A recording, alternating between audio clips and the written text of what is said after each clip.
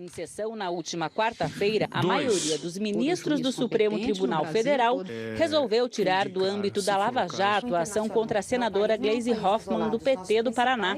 O que se apura aqui o crime que se alega é a falsificação de documentos em função de um outro contrato no âmbito do Ministério do Planejamento relativo à consignação de créditos. Como tem foro privilegiado, Gleisi Hoffmann terá o processo julgado pelo próprio STF, com o ministro Dias Toffoli como relator. O STF também tirou das mãos do juiz Sérgio Moro os investigados que estão neste mesmo inquérito e que não têm foro privilegiado. Agora, os processos vão ser encaminhados para São Paulo, local onde os crimes teriam ocorrido.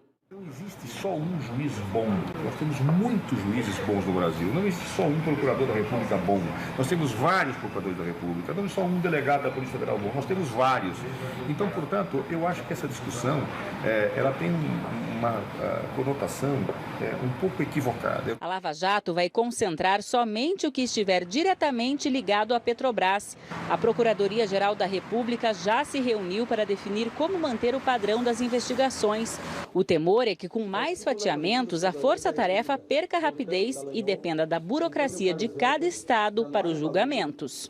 Todos atuarão cumprindo com as suas obrigações de investigar a fundo tais fatos e, evidentemente, sob a supervisão sempre de um juiz que, por ser juiz, sempre terá competência necessária, condições intelectuais e jurídicas de fazer a análise dos fatos. Eu não considero que a decisão, como os senhores viram até no meu pronunciamento no tribunal, foi uma decisão feliz. Nós temos que atualizar a nossa visão do que é conexão, do que é continência, à luz da organização criminosa, da lei de organização criminosa, que é muito complexa. Eu acho assim, eu acho que o telespectador sente um pouco como eu. No momento que você vê figuras ligadas ao PT, esteja no STF, ou seja, ministro da Justiça, ligadas ao PT, gostando da decisão, faz com que a gente sinta, do ponto de vista político, uma certa desconfiança.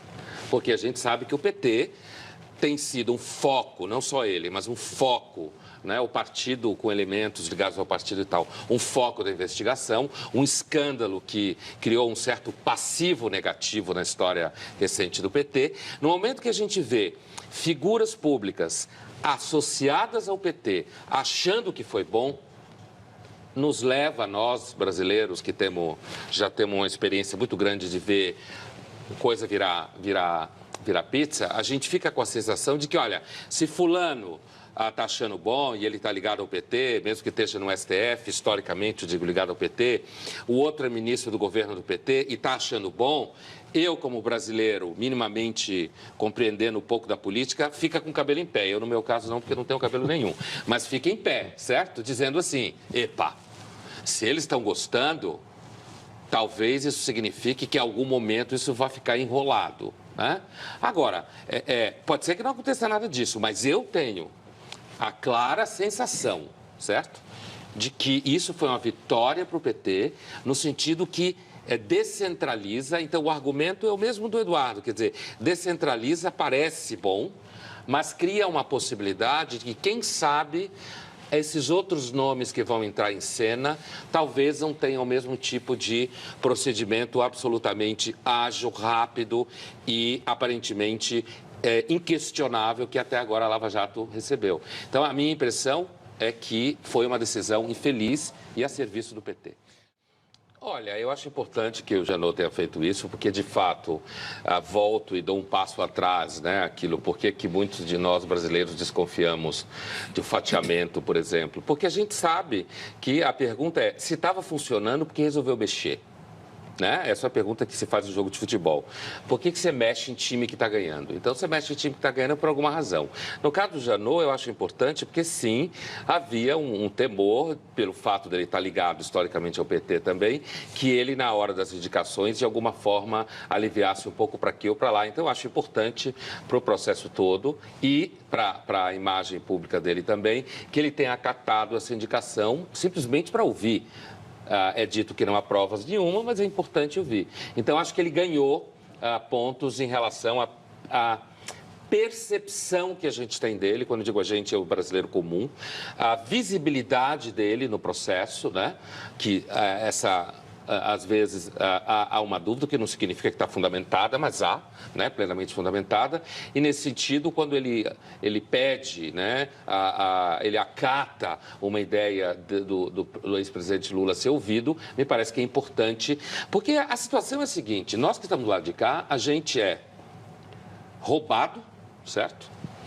Quando a economia estoura porque o governo foi incompetente, a gente paga a conta. Então, na hora que se acomoda, todo mundo sabe que tem que haver equilíbrio fiscal. Só que o equilíbrio fiscal vai ser feito às nossas custas.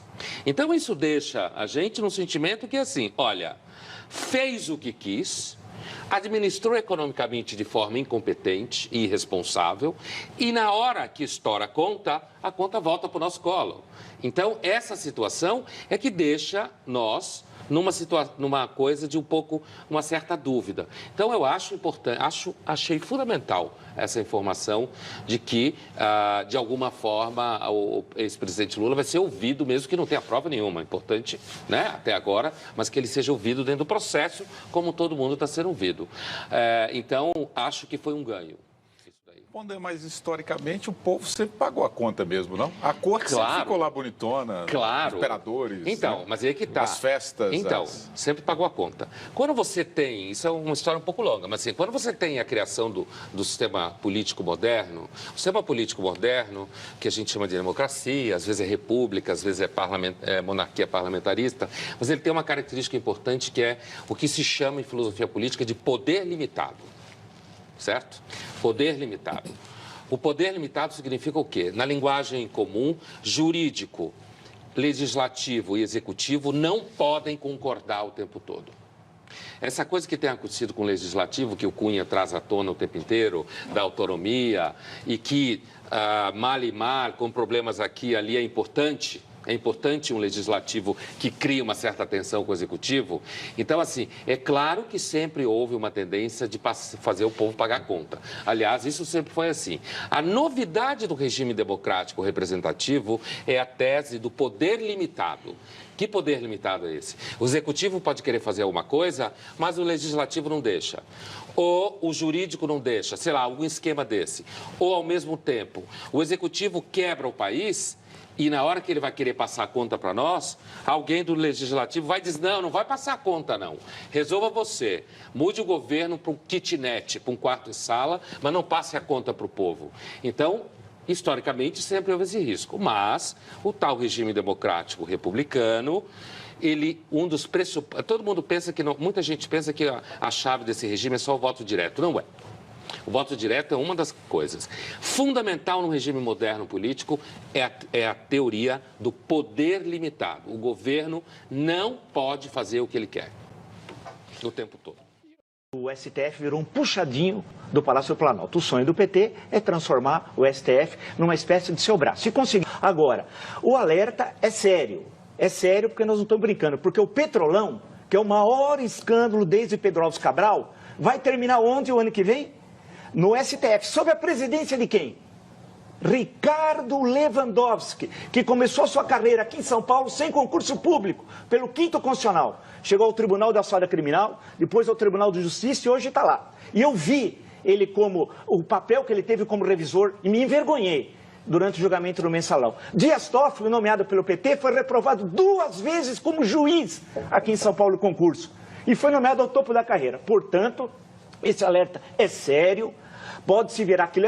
O sonho do PT é transformar a Suprema Corte no seu puxadinho, mas não fará. E é importantíssimo manter uma Suprema Corte séria e julgar o Petrolão com o Ricardo Lewandowski na presidência. Eu vou estar atento, eu vou estar de olho nele. Espero que todos nós sejamos de olho, prestando atenção para que não seja aquela vergonha que foi a segunda fase do Mensalão. Liberta a direção do PT e deixa. Quer dizer, o Mensalão foi feito por Marcos Valério, não foi feito por Zé Dirceu. 37 anos para um. Isso é justiça? Isso não, isso é palhaçada. O presente caso também parece revelar um dado absolutamente impressionante e profundamente preocupante: o de que a corrupção impregnou-se no tecido e na intimidade de alguns partidos e instituições estatais, transformando-se em método de ação governamental e em conduta administrativa endêmica, degradando, desse modo, a própria dignidade da política, reduzindo-a ao plano subalterno da delinquência institucional.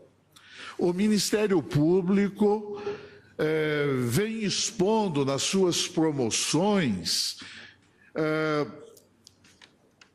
eventos alegadamente delituosos, mas todos igualmente revestidos de extrema gravidade e configuradores de ações moralmente inescrupulosas e penalmente criminosas, que culminaram em verdadeiro assalto à administração pública, com graves e irreversíveis danos ao princípio ético-jurídico da probidade administrativa e com sério comprometimento da dignidade da função pública.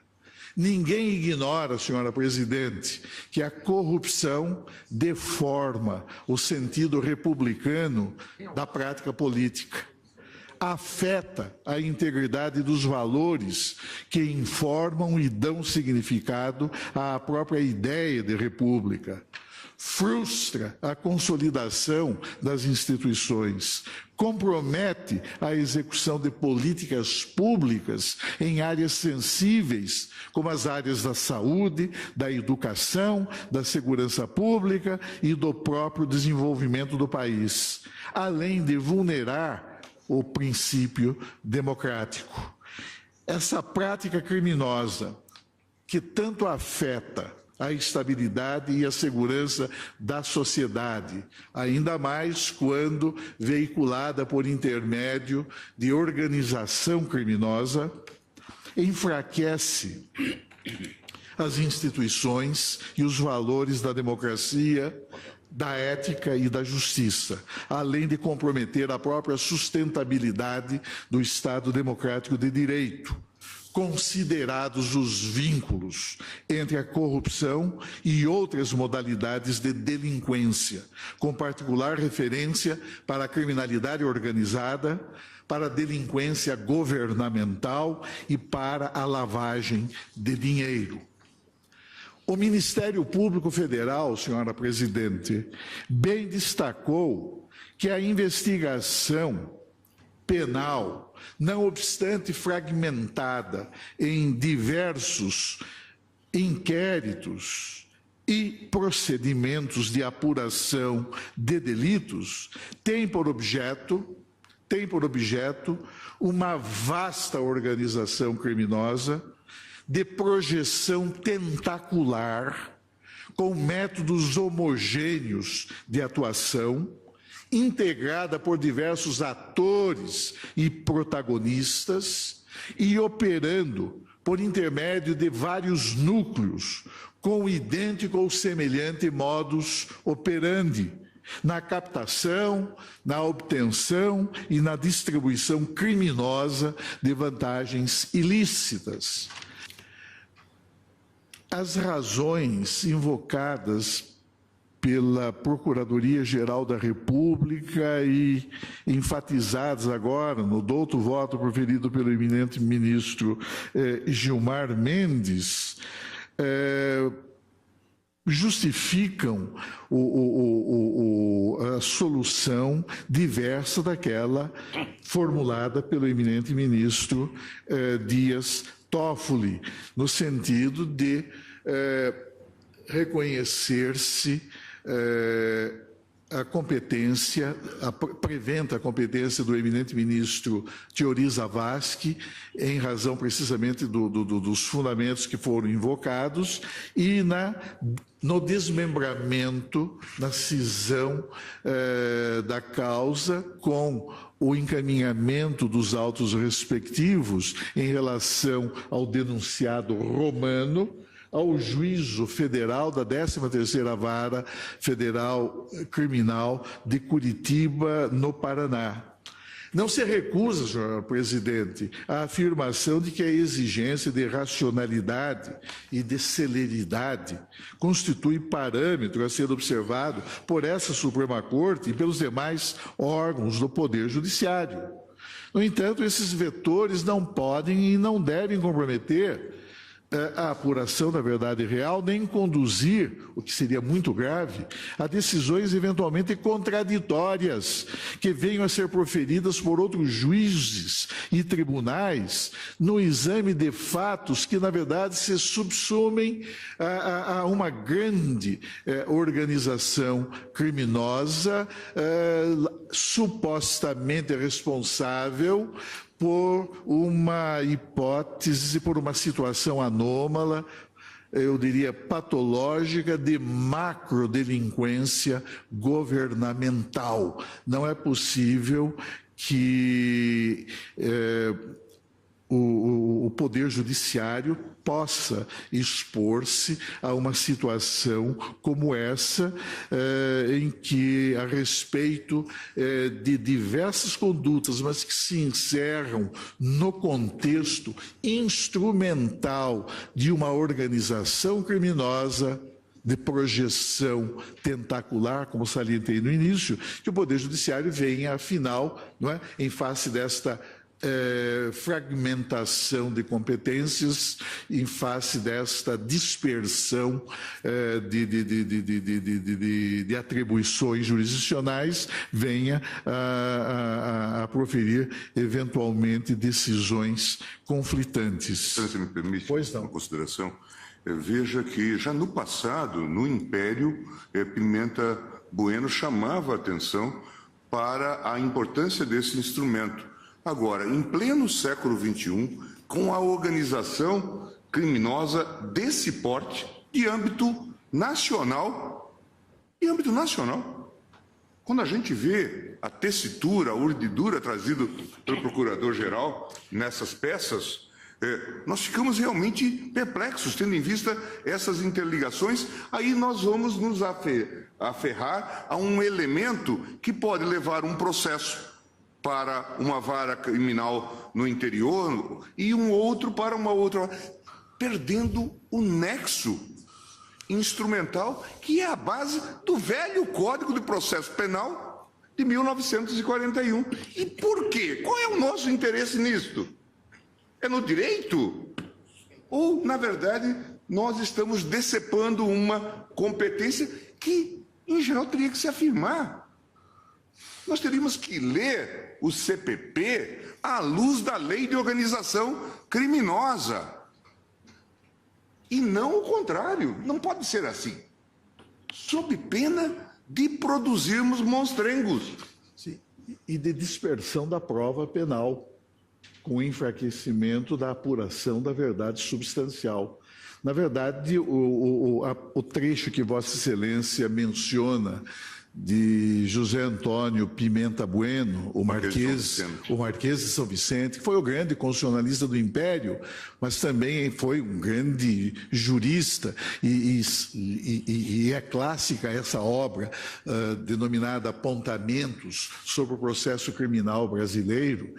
Pimenta Bueno realmente destacava pontos que hoje se tornam muito mais de observância necessária, notadamente em face da existência de uma organização criminosa de perfil nacional, operando em razão do núcleo de poder que se estabeleceu no país e atuando tentacularmente por intermédio de diversos protagonistas, mas todos confluindo em torno de um objetivo comum e com o mesmo modo de atuar, com métodos homogêneos e com propósitos comuns.